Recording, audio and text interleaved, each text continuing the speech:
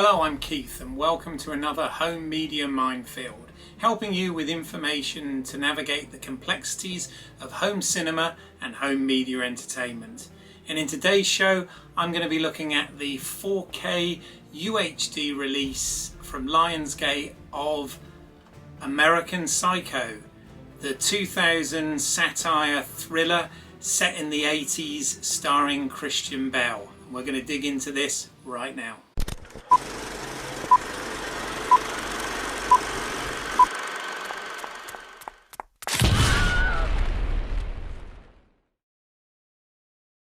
Now, first of all, Lionsgate have done quite a good improvement here on the previous Blu-ray releases, because this has been remastered in 4K but also does include some new special features as well. So they've done quite a nice job here. It's packaged in a normal 4K Amaray case with a slip cover.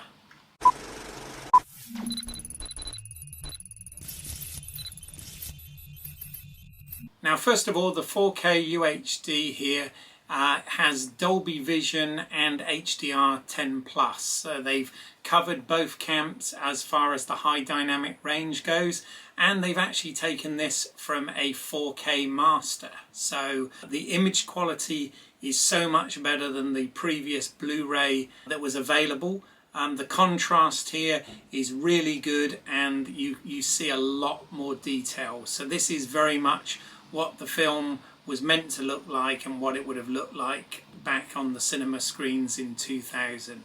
So they've done an excellent job with that. The Blu-ray disc that comes in this set is the 2007 Blu-ray that was released previously. So obviously the picture quality on the Blu-ray is not quite up to what they've done with this 4K release, but you do get both in this set.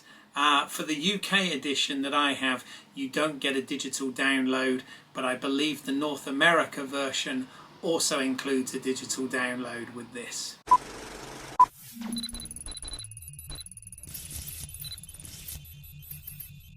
Now, as far as the audio goes, again, they've gone to town and done a full Dolby Atmos soundtrack on this. This is a good film for audio because it's got a lot of the source music in there from the 80s playing at nightclubs, etc., along with the more ominous scenes. So you do get a good sense of atmosphere through this, and the dialogue is very crisp and good to hear. So again, they've made an improvement not only with the video side but definitely with the audio side for this release.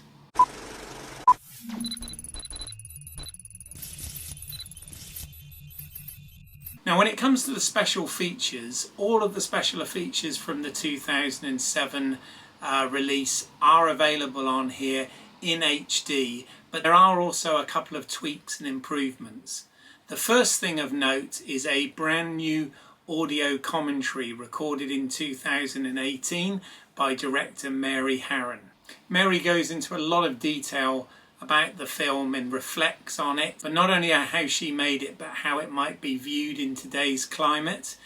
So she digs very much into that sort of thing, but also talks a lot about the production, the casting of Christian Bale, and many stories from on the set. So it's quite interesting to hear her go back and reflect on a film that she made, well, nearly 20 years ago at that point. The previous two audio tracks from Mary Harron and co-writer Guinevere Turner, and a lone track with Guinevere Turner, are both included on this disc also.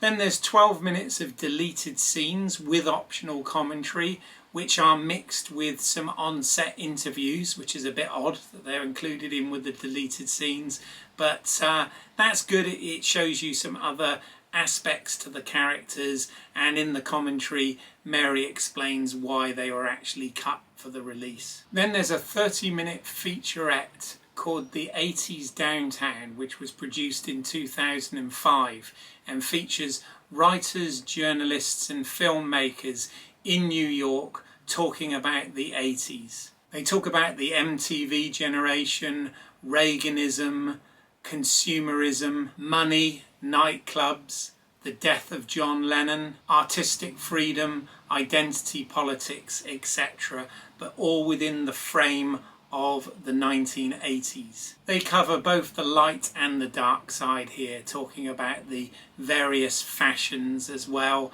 and of course the AIDS epidemic.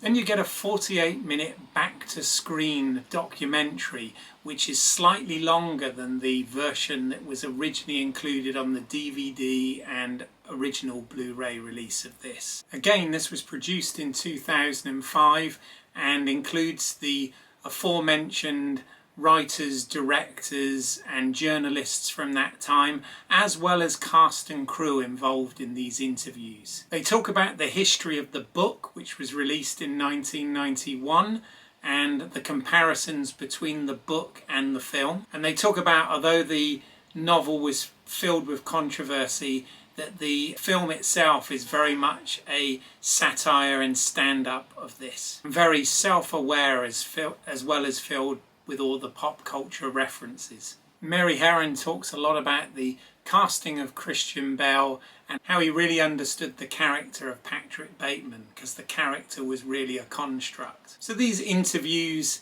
are interesting and provide a lot of context to the movie. And that about rounds up the 4K UHD edition of American Psycho.